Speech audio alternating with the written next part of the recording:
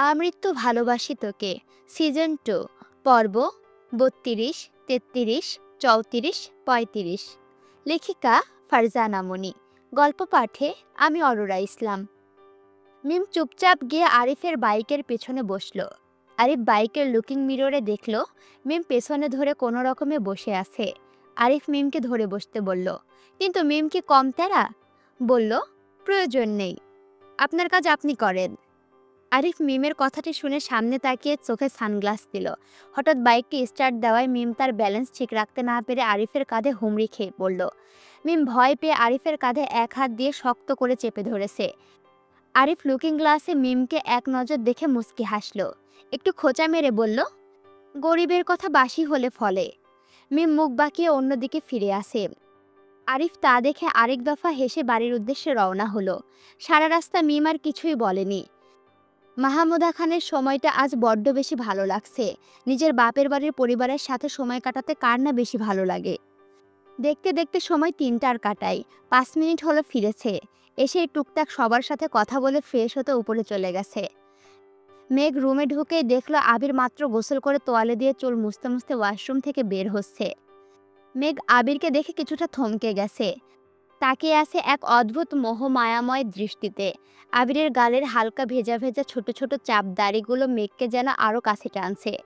আবির সামনের ভেজা চুল থেকে টুপটুপ বৃষ্টিধারার মতো জল গড়াচ্ছে। অদ্ভুত এক মায়া এই শ্যামকালো পুরুষের মুখে, যা দেখে চলন্ত হৃদয়টা হঠাৎ ব্রেক ফেল করল। আবির মেঘের মুখের সামনে এসে এক হাত নেড়ে বলে উঠল, হ্যালো ম্যাম, আপনি একটু হুঁশে ফিরলে আমার ব্ল্যাক বেল্টের ওয়াচটা একটু খুঁজে দেন প্লিজ। খুঁজে পাচ্ছি না তো। মেঘ নিশ্চুপ নয়নে তাকিয়ে আছে। আবির এবার মেঘের কাঁধ ঝাঁকিয়ে বলল, মেঘ, কি হলো তোমার? মেঘ একটু থতমত খেয়ে বলল, কই কিছু না তো। আবির মেঘকে পেছনে ঘুরিয়ে জড়িয়ে ধরে বলল, কি হয়েছে, শরীর ঠিক আছে? মেঘ বলল, তাহলে তো চুপচাপ কেন? মেঘ আবিরের দিকে ঘুরে গলা জড়িয়ে ধরে বলল, চুপচাপ না, আপনাকে দেখছিলাম। বলেই মেঘ লজ্জায় মাথা নুইয়ে নিল। আবির জিজ্ঞাসা দৃষ্টিতে তাকিয়ে বলল, তা কি দেখলে? মেঘ নেশাতরু দৃষ্টি নিয়ে বলল, আপনার ভেজা ভেজা চুল, খোঁচা খোঁচা দাড়ি। আর?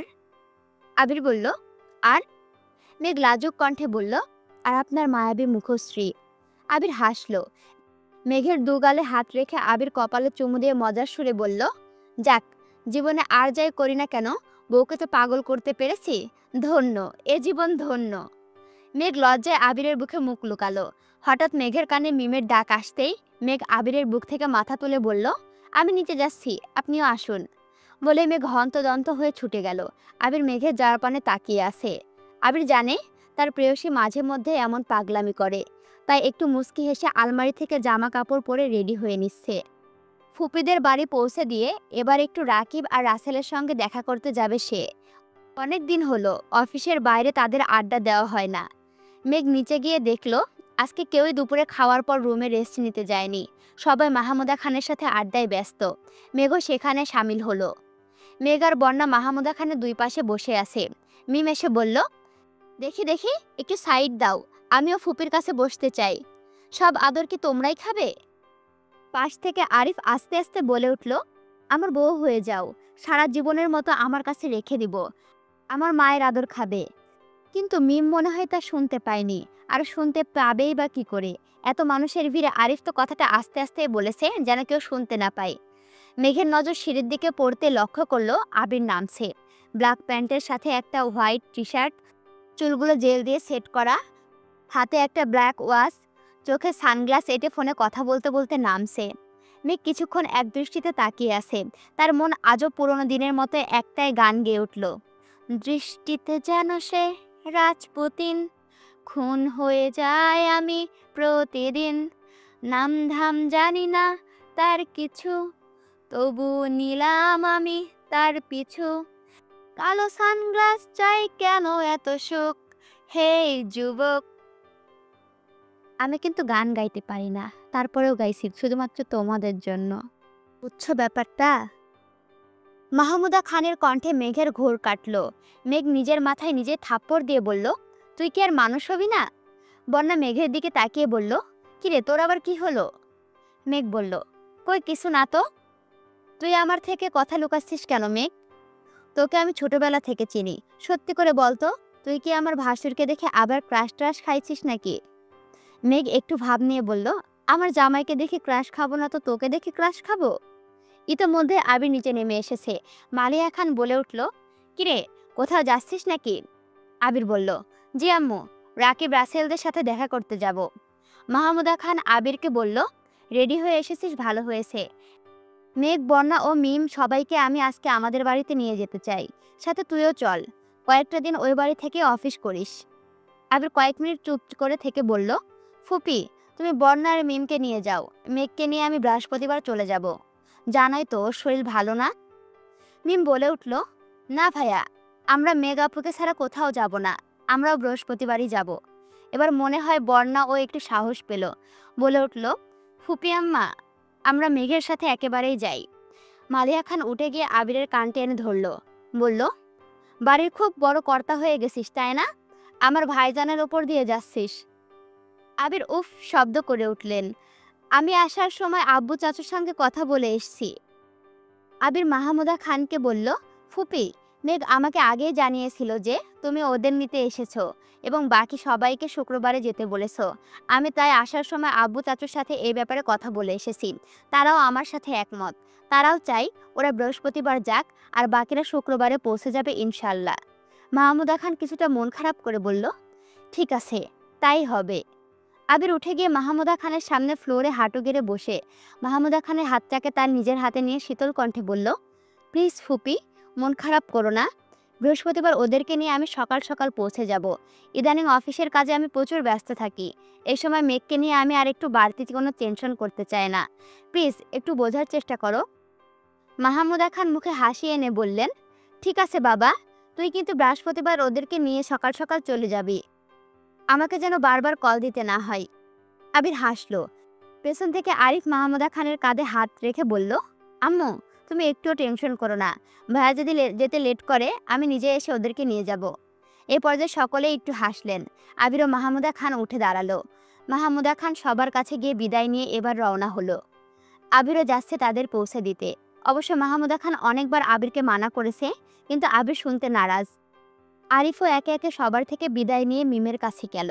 একটু কাছাকাছি দাঁড়িয়ে ফিসফিসিয়ে বলল, জান, আর মাত্র কয়েকটা দিন, আমার বাড়িতে গেলে তোমাকে না রাখতে পারলেও তোমার মনটাকে ঠিকই রেখে দেব।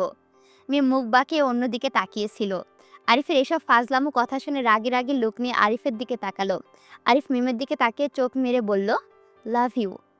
মিম আরিফের কর্মকাণ্ড দেখে চোখ গোল গোল করে তাকিয়ে আছে। এক নজর আশেপাশে সবার দিকে তাকিয়ে আরিফের যাওয়ার পানে দেখল। নির্লজ্জ লোক একটা, মুখে কিছুই আটকায় না, মনে মনে বলে উঠল মিম। আবির মাহমুদা খানকে বাড়িতে পৌঁছে দিয়ে জান্নাতের সাথে কয়েকটা কথা বলে বের হয়ে আসলো। রাকিব, লিমন, রাসেল, মোবারক তার জন্য অপেক্ষা করছে। প্রায় সন্ধ্যা 6টা বাজে। বন্যার মনটা কিছুটা ছটফট করছে। বিয়ের পর গত এক সপ্তাহে তানভীর তার কাছাকাছি ছিল সবসময়। আজ থেকে দৈনন্দিন জীবনে ফিরে গেছে তানভীর। তানভীর একটা সরকারি চাকরি করে। প্রতিদিন 5টায় তার অফিস ছুটি হয়ে যায়। এখন সময় সন্ধ্যা 6টার কাটাই। বন্যা যখন এসব ভাবনায় মগ্ন, তখন একটা শক্ত পুরুষালী হাত তার কোমর পেঁচিয়ে ধরল। মুহূর্তে বন্যার শরীরটা ভয়ে ঝাঁকুনি দিয়ে উঠল। বন্যা ঘাড় ঘুরিয়ে পেছনে তাকাতে চাইতেও তার গালে ভেজা ভেজা চুলের স্পর্শ ঠেকল। শরীর থেকে ছুটে আসছে অন্যরকম এক ঘ্রাণ, যে ঘ্রাণ বন্যার অতি পরিচিত। এই ঘ্রাণ কোনো দামি পারফিউমের নয়, এই ঘ্রাণ তার প্রিয় পুরুষ তানভীর খানের। বন্যা বুঝতে পেরে আবেশে চোখ বন্ধ করে নিল। তানভীর তার ভেজা গালগুলো বন্যার গালের সাথে ঠেকিয়ে বলে উঠল, মিস ইউ বউ। বন্যা একটু লাজুক হেসে বলল, মিস ইউ টু। বন্যা এবার তানভীরের দিকে ঘুরে গলা জড়িয়ে বলল, কখন এসেছেন, আমি দেখিনি তো।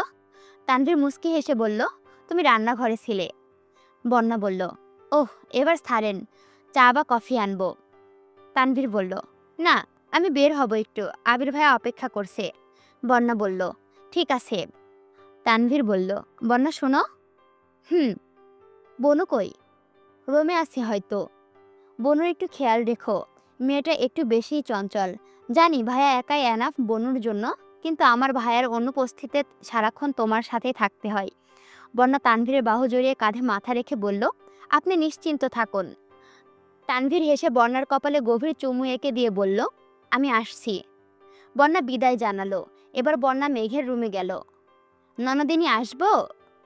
তোকে কতবার বলবো আমার রুমে আসার জন্য পারমিশনের প্রয়োজন নেই? বন্যা হেসে বলল, যদি আবির ভাইয়া রুমে থাকতো তো কি হয়েছে? বাদ দে এসব। মেঘ মিটমিটি হেসে বলল, বেবি, হানিমুন কেমন গেল? বন্যা অন্যদিকে ফিরে মুস্কি মুস্কি হাসছে। মেঘ বলল, কিরে বন্যা, এদিকে ফের। বন্যা অন্যদিকে তাকিয়ে আছে। মেঘ আবারও ডাকলো। এবার বন্যা ফিরে বলল, ভালো। মেঘ বলল, আমি তাড়াতাড়ি ফুপি হব তো? বন্যার মুখটা লজ্জায় লাল হয়ে গেছে। মেঘ হেসে বলল, হয়েছে, আর লজ্জা পেতে হবে না। বন্যা একটু স্বাভাবিক হয়ে বলল, বৃহস্পতিবার নিয়ে তোর কোনো প্ল্যান আছে? আছে তো। বর্ণা আর মেঘ টুকটাক গল্পগুজব করে আবারও নিচে ড্রয়িং রুমে চলে গেল। এদিকে আবির একটা চায়ের দোকানের সামনে বসে মোবারক, রাসেল, লিমন, রাকিব, তানভীর সবার সাথে আড্ডায় মগ্ন। মোবারক তানভীরকে বলে উঠল, কিরে তানভীর, হানিমুন কেমন কাটলো? তানভীর একটু হেসে বলল, হানিমুন যেমন কাটে। রাকিব এবার বলল, এভাবে বলছিস কেন, একটু ডিটেলসে বল। তানভীর বলল, উফ, আর হানিমুন, বউ তো আমাকে দেখলেই পালাই পালাই করে। তানভীরের মুখ থেকে এমন অসহায় বাক্য শুনে আবির সহ সকলে হো হো করে হাসতে থাকলো। আবির হাসি থামিয়ে বলে উঠল, বিয়ের আগে তোকে সবসময় সাবধান করেছিলাম, বর্ণার সামনে কখনো অতিরিক্ত রাগ দেখাস না। এই রাগের প্রতিক্রিয়া বর্ণার মেয়েলি মনেও পড়বে। কিন্তু তুই কথাই শোনিস রে, ওর সামনে বারবার তামিম আর মিনহাজের ওপর রাগ দেখিয়েছিস। এবার ঠেলা সামলা শালা। তানভীর বলল, শালা না, আমি তোমার সম্বন্ধী, সম্মান দিয়ে কথা বলো। আবির চোখ দুটো ছোট ছোট করে তানভীরের দিকে তাকিয়ে বলল, সম্বন্ধী ভাই, আপনাকে তো আগেই বলেছিলাম পার্সোনালি দেখা করবেন, আপনাকে সম্মানের চূড়ায় পৌঁছে দেব। একথা শুনে এবার সবাই হেসে দিল। হঠাৎ আবির বলল, তোরা থাক, আমাকে তাড়াতাড়ি বাড়ি ফিরতে হবে, আমার বউ অপেক্ষা করছে। রাকিব অবাক কণ্ঠে বলল, বাড়িতে কি তোর বউ একাই আছে, আমাদের নেই? উফ আবির, তুই বিয়ের আগেও এমন করতি, তখন না হয় বুঝতাম, মেঘকে হারানোর ভয়ে ওর আশেপাশে থাকার চেষ্টা করতি সব সময়। তাছাড়া মেঘ সকলের আড়ালে দাঁড়িয়ে তোর জন্য অপেক্ষা করত, তাই তুই ওর অপেক্ষা আর বাড়াতে চাসনি। কিন্তু এখন কি? আবির বলল, কিন্তু এখন আমার বউ সদর দরজার দিকে তাকিয়ে আমার জন্য অপেক্ষা করে, তাই আমাকে যেতে হবে। সময় ছুটে চলে তার নিজ গতিতে। দেখতে দেখতে আজ বৃহস্পতিবার। আবির আজকে অফিসে যায়নি। সকাল থেকে মাহমুদা খান বারবার ফোন দিয়ে জিজ্ঞাসা করছে আবির কখন মেঘদের নিয়ে আসছে। আবিরও জানালো দুপুরের আগে পৌঁছে যাব। তানভীরের অফিস ছুটি হওয়ার পর ডিরেক্ট ফুপির বাসায় যাবে। কিছুক্ষণ আগে মেঘ, বন্যা, মিম রেডি হয়ে নিচে নেমে এসেছে। আবির সকালে একটু বেরিয়েছিল, কিছুক্ষণ আগে বাড়ি ফিরে রুমে গিয়ে তৈরি হয়ে নিচ্ছে। হঠাৎ সবাই খেয়াল করলো আবির আর আদি একই রকম পাঞ্জাবি পরে গলায় সানগ্লাস ঝুলিয়ে নিচে নেমে আসছে। মেঘ, মিম, বন্যা তো অবাক। আবির কিভাবে জানলো মেঘদের পূর্ব পরিকল্পনা? মেঘ, মিম আর বন্যা প্ল্যান করেছিল যে আজকে একই রকম ড্রেস পরে সবাইকে অবাক করে দেবে। তাই সকলের অগোচরে অনলাইন থেকে 3টে ড্রেস অর্ডার করে এনেছে। ওরা এখন সেই ড্রেস পরে অবাক হয়ে আবিরের দিকে তাকিয়ে আছে। কিন্তু এ কি, আবির ভাই তো নিজেই ওদের অবাক করে দিয়েছে। আবির নিচে নেমে এসে মেঘের সামনে দাঁড়িয়ে মেঘের হা হওয়া মুখটা আঙুল দিয়ে বন্ধ করে দিল। সকলে মুখ টিপে হেসে দিল। ওরা রওনা হলো মাহমুদা খানের বাড়ি। কিছুক্ষণের মধ্যে পৌঁছেও গেল। মাহমুদা খান তো ওদের দেখে মহা খুশি। আরিফ মিমের সামনে দাঁড়িয়ে সকলের উদ্দেশ্যে মিমের দিকে তাকিয়ে বলল, ওয়েলকাম ম্যাডাম। মিম জানে কথাটা আরিফ ওকে উদ্দেশ্য করেই বলেছে। মিম মুখ বাঁকিয়ে মাহমুদা খানের কাছে গেল। আরিফের ঠোঁটের কোণে দেখা গেল বাঁকা হাসির রেখা। জান্নাত এসে একে একে মিম, বন্যা, মেঘকে জড়িয়ে ধরল। ইতিমধ্যে আইরিনও রুম থেকে বেরিয়ে দৌড়ে এসেছে। আজ বৃহস্পতিবার হওয়ায় আসিফ বাড়িতে নেই। মাহমুদা খান ওদের সবাইকে ভেতরে নিয়ে গেল।